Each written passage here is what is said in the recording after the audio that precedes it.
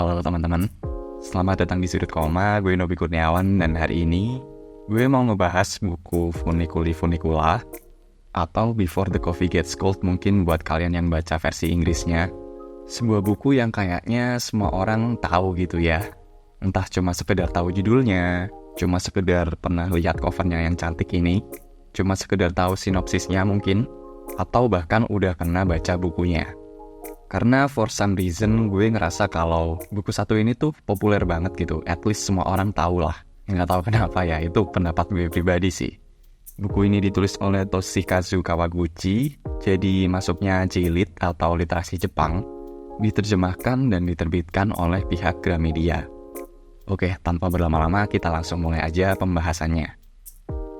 Untuk sinopsis ceritanya sendiri, buku Funiculi Funicula ini menceritakan tentang sebuah kafe tua di gang kecil di Tokyo yang bisa membawa pengunjungnya untuk kembali ke masa lalu. Nah, tapi untuk pergi ke masa lalu banyak banget persyaratan yang harus si pengunjung ini patuhi. Persyaratannya banyak banget, di antaranya ada untuk pergi ke masa lalu kita harus duduk di satu kursi khusus. Sebuah kursi yang diduduki oleh hantu. Beneran deh, nggak usah ditanyain kenapa, karena that's magical realism for you. Terus peluang untuk pergi ke masa lalu juga kecil banget, yaitu sehari kisarannya cuma sekali doang, waktu si hantu pergi ke kamar mandi. Again, nggak usah ditanyain kenapa, emang gitu ceritanya. Kemudian semisal kalian berhasil gitu untuk duduk di kursi tadi dan pergi ke masa lalu, masih ada lagi persyaratan yang harus dipatuhi, yaitu kita nggak boleh beranjak dari kursi tadi. Terus waktunya juga singkat banget, yaitu sebatas sebelum kopi kalian dingin. Makanya judul buku satu ini Before the Coffee Gets Cold.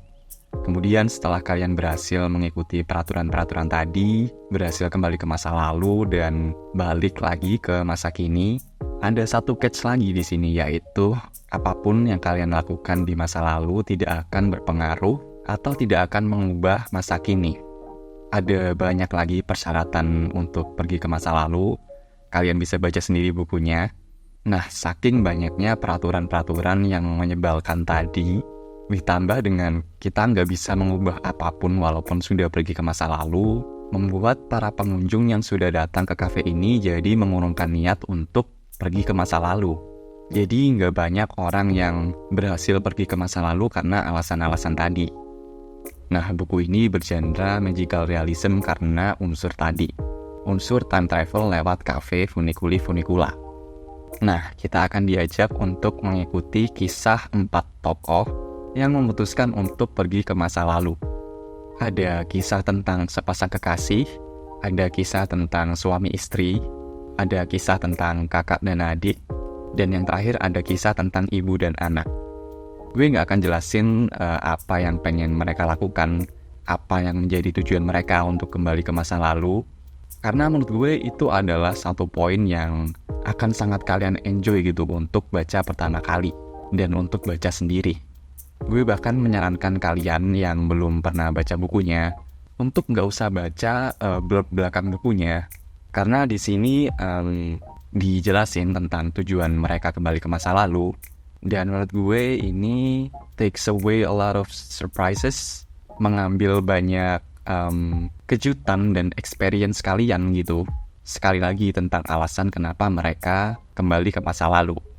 So ya, kalau kalian mau baca, nggak usah baca blurb belakang bukunya.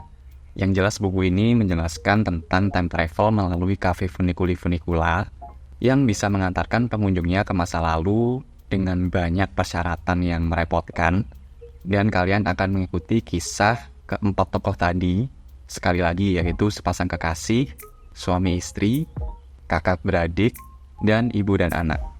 Untuk motifnya kalian bisa tebak sendiri, atau bisa langsung baca bukunya aja, dan jangan nyari lebih detail tentang ceritanya.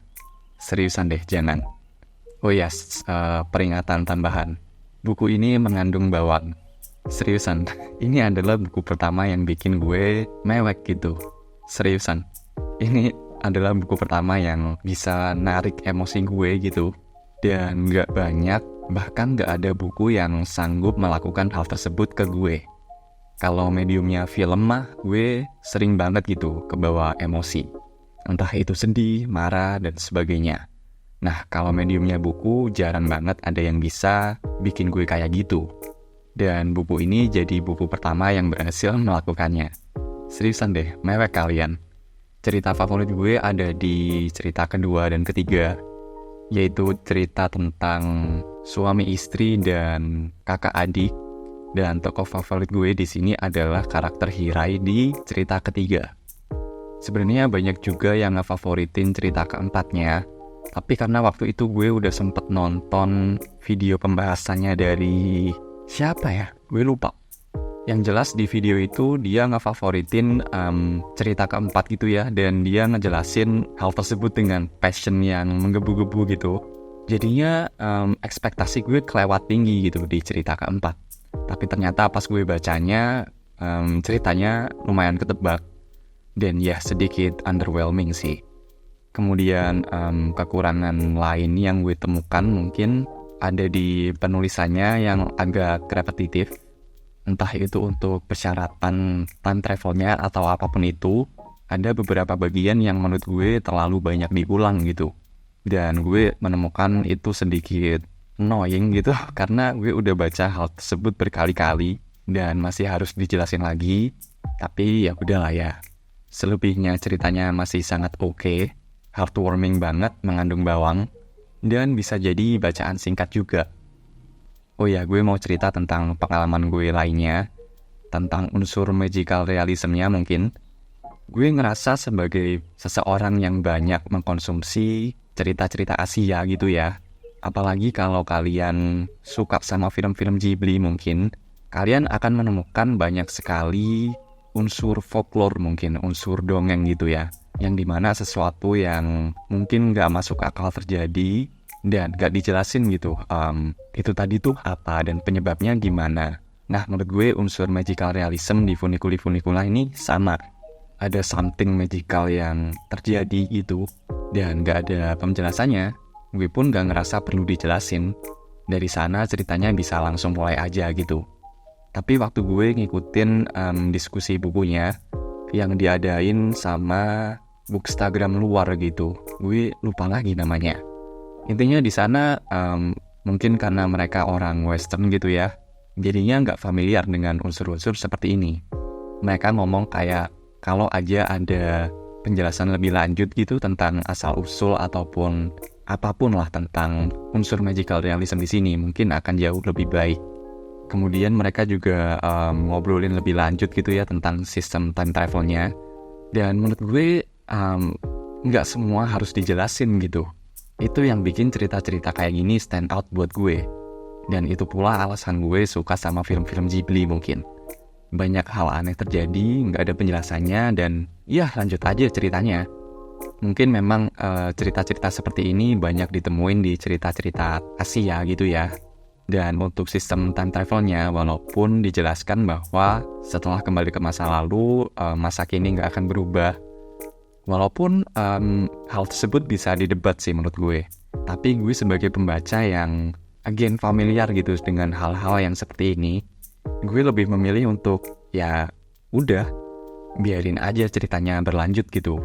Gue nggak demand tentang penjelasan yang lebih lanjut tentang hal-hal tersebut. Gimana dengan kalian? Yang udah baca bukunya, apakah kalian menuntut untuk dijelaskan semuanya gitu? Atau kalian memutuskan untuk lanjut menikmati ceritanya aja? Bisa komen di bawah. Oh ya, ini mungkin sedikit fun fact gitu ya. Funiculi-Funicula ini merupakan novel pertama dari Toshikazu Kawaguchi yang merupakan adaptasi dari pertunjukan teater garapannya. Ini bikin gue pengen nonton teaternya sih. Dan fun fact lain, buku ini sendiri juga udah ada versi filmnya. Tapi untuk versi filmnya ini somehow gue kurang dibikin penasaran gitu ya. Karena setelah gue nonton trailernya, kayaknya banyak detail dari bukunya yang diubah. Dan gue gak yakin apakah gue suka sama perubahan tadi. So ya, mungkin itu aja untuk video kali ini. Gue sangat merekomendasikan buku Funiculi-Funicula. Bacaan ringan untuk kalian yang lagi nyari cerita penuh bawang. Ini highly recommended banget. So ya, mungkin itu aja. Sekali lagi terima kasih sudah dengerin. Gue Nobi Kurniawan dan sampai jumpa di halaman selanjutnya. Thank you.